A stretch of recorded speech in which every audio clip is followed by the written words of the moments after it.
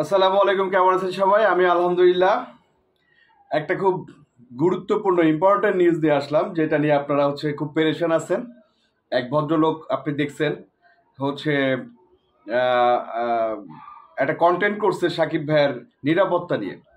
এই নিরাপত্তা নিয়ে আপনাদের একটা খুব সুন্দর মেসেজ দিতে চাই, যেটা আপনাদের মানে আপনারা অ্যাটলিস্ট আশ্বস্ত হবেন যে না, ভাই যে কথাটা বলছে সেই কথাটা যথেষ্ট গুরুত্ব বহন করে। সেটা হচ্ছে যে যে কোনো লোক যে কোনো কিছু স্টেটমেন্ট দেওয়ার ক্ষমতা রাখে, কারণ অ্যান্ড্রয়েড ফোন যার হাতে আছে সে কিন্তু একটা সাংবাদিক। এখনকার যুগে, আগে দেখতেন কোনো নিউজ হইতে গেলে ওই, আমি নাম শুনছি, আমি মানে দেখি নেই, চিত্রালী, আরো আরো কি কি জানি আছে অনেক নাম। তো এইগুলার যদি কারো ছবি টবি হইতো তারা হিট হয়ে যেত। এখন কিন্তু এরপরে দেখা গেছে আরো অনেক অনেক প্ল্যাটফর্ম আসছে, এরা ইয়েটি করতো। আগে দেখতাম যে প্রথম আলো বা বা আরো যারা আছে আর কি, বাংলার বাণী, আরো আরো অনেক অনেক পেপার টেপার ছিল, এগুলো নিউজ হইতো আর কি। বাংলাদেশ প্রতিদিন বিভিন্ন জায়গায় নিউজ হতে। এখন কি হয়েছে, এখন পুরো ফরম্যাটটাই চেঞ্জ হয়ে গেছে। এখন দেখ, নাম শুনি আমরা কালবেলার, এইটার বিভিন্ন ধরনের। এবং এই এই অনলাইন প্রোডাক্টগুলোর নাম কেন শুনি, তারা এমন এমন এক একটা প্রশ্ন করে। ওই যে সাকিব ভাইকে একটা প্রশ্ন করছে যে আপনি দেরি করে আসছেন কেন বা দেরি করে আসেন কেন, সাকিব ভাই খুব টেকনিক্যালি উত্তর দিছে। আবার বুবলিকে একটা কোশ্চেন করছেন যে আপনি মন্ত্রীকে দিয়ে ফোন করাইছেন।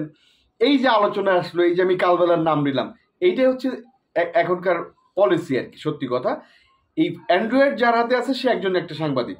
এই যে আমি এখন ঘরে কথা বলতেছি, এই কথাটা তো আমি আগে বলতাম না, বা বলার প্ল্যাটফর্মটা ছিল না। তো কে কথা বলতেছে এইটা আপনারা গুরুত্ব দিবেন। এমন একটা লোক কথা বলছে, আমার জানা মতে বা অনেকেই জানে, সেটা হচ্ছে একটা হিরো আছে, যারা মানে ওনার নামটা আমি নিতে চাই না। উনার ড্রেস ডিজাইনার, উনার ড্রেস ডিজাইনার মানে এই টাইপের একটা হিরো আছে বাংলাদেশে, যার সাথে আপনারা বিভিন্ন ফুটেজ দেখেন। আমি কমেন্ট মানে নামটা নিলাম না, কারণ নামটা না নেওয়াই উচিত। কারো এমনি যে অবস্থা, আরো আরো আরো গন্ধ ছড়াক, এটা চাই না। তো সেই লোকটার নিজের নামের সাথে নিজে হিরো লাগাইছে। উনার ড্রেস ডিজাইনার নাকি এই লোকটা। এখন আপনারা বলেন, এই লোকটার কথা কি গুরুত্ব দিবেন? এখন আসেন, মানে পয়েন্টে আসেন। মানে ওই ইয়ার মতো বলতে হয় যে এই যে আপনারা সাকিব ইয়ানরা খুব টেনশন আছেন। এর আগে আপনাদের সাকিব ইয়ানদের একটু ক্রেডিট দিতে চাই। সেটা হলো, গতকালকে একটা প্রোগ্রাম হয়েছে, আমি বিশ্বাস করেন পার্সোনালি আমি এত খুশি হয়েছি যে সমস্ত সাকিবিয়ান সিনেপ্লেক্সে চলে আসছে। সমস্ত সাকিবিয়ান না, একটা গ্রুপ চলে আসছে, একটা হল তারা করতেছে।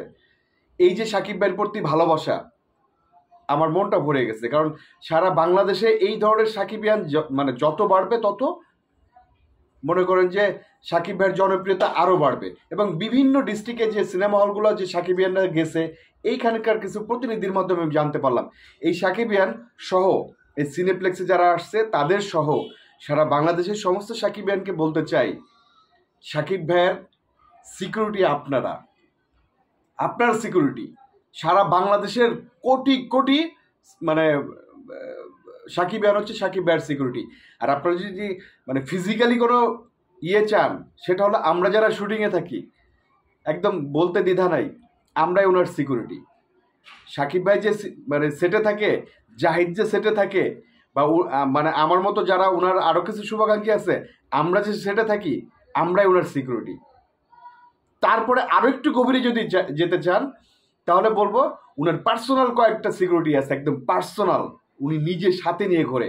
অতএব চাপ নেন না। এরপরে যদি আশ্বস্ত না হইতে পারেন, তারপরে বলি, ওনার সিকিউরিটির মানে ব্যবস্থা কিন্তু বাংলাদেশের রাষ্ট্রের কিন্তু খেয়াল আছে কে কোথায় কি করতেছে। রাষ্ট্রের মানে রাষ্ট্রের প্রত্যেকটা নাগরিকের নিরাপত্তা দেওয়ার রাইটস আছে, মানে নিরাপত্তা দিতে বাধ্য রাষ্ট্র।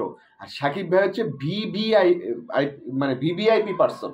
তো ওনার সিকিউরিটি তো রাষ্ট্র দিবেই। ওনার প্রতি মানে ওনার কোনো কিছু হলে রাষ্ট্রই দেখবে। এটা নিয়ে আপনাদের চাপ নেওয়ার দরকার নেই। আপনারা সাকিবিয়ানরা আছেন, আমার মতো জাহিদ আছে, ওনার পার্সোনাল সিকিউরিটি আছে।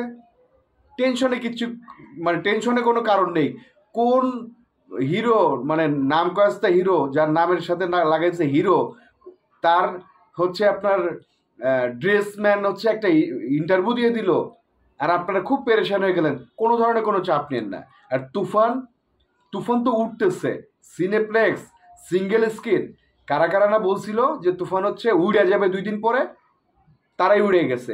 তুফান আজকের কথা বলতেছে, আজকে বসুন্ধরা 53 না 54টা শো চলতেছে, একটি টিকিট খালি নেই। আমি এই যে একটা কন্টেন্ট বানাচ্ছি এখন রাত প্রায় 10টা, একটু পরে আপনারা পাবেন, একটি সিট খালি নাই। শাকিব খানের সিনেমা দেখার জন্য একটি সিট খালি নেই। আমি আরেকটা কথা বলি, যে কথাটা আমার না বললেই নয়। বিশেষ বিশেষ দায়িত্বপ্রাপ্ত লোকজনরা দিয়ে যে কথাগুলো বলানো হয়েছে যে এই সিনেমা ফালতু, এই সিনেমা স্বর্ণের টুকরা, এই স্বর্ণের টুকরা হাগু হয়ে গেছে, আর ওই ফালতু স্বর্ণের টুকরা হয়ে গেছে। এখন ওই যে বিশেষ বিশেষ লোকগুলা যাদের আমরা রেসপেক্ট করি, ওনাদের যদি লজ্জা থাকে, ওনাদের যদি শরম থাকে, ওনাদের যদি আত্মসম্মান বোধ থেকে থাকে, জীবনে কথা বলবে না, কিন্তু কথা বলবে। কারণ ওই যে রাহান রাফি আজকে একটা কথা বলছে, সিনিয়ররা যে কথা বলে মাইনে নিতে হবে, কারণ বয়স হয়ে গেলে অনেক কথা বলে ভুলভাল। আমি এটা অ্যাকসেপ্ট করি না, বয়স হয়ে গেলে ভুলভাল কথা সবাই বলে না। কিছু কিছু ব্যক্তি মানে বয়স হয়ে গেলে ভুলভাল কথা বলে, সেই ব্যক্তিগুলাই হচ্ছে ওনারা তুফানের বিরুদ্ধে যত কথা বলছে। তুফান প্রথমে বলছে রিলিজ হবে না, সেন্সারে পাওয়ার পর বলছে এইটা হবে না, ওইটা হবে না, কত কিছু হবে না। তুফান এখন উড়াই দিতেছে। আপনাদের লাস্ট একটা কথা বলি, একদম শেষ কথাটা বলি। ওপার বাংলার সুপারস্টার জিৎ সিনেমা দিয়ে ঘরে বসতে পারতেছে না, হলে হলে যাচ্ছে। আর আমাদের এপার বাংলার সুপারস্টার মানে বসে দিয়ে মাছ ধরতেছে, চিল মুডে ঘুরতেছে। বুঝছেন স্টারডাম কাকে বলে, মেগাস্টার কাকে বলে? অতএব চাপ নিয়েন না, চিল মুডে থাকেন। তুফান চলতে থাকুক, সামনে আরো কিছু আসতেছে। সিকিউরিটি আমি, আপনি, সাকিবিয়ানরা, রাষ্ট্র, শাকিব খানের সিকিউরিটি। অতএব কোনো ধরনের কোনো চাপ নেওয়া যাবে না। ভালো থাকবেন, দেখা হবে। আসসালামু আলাইকুম।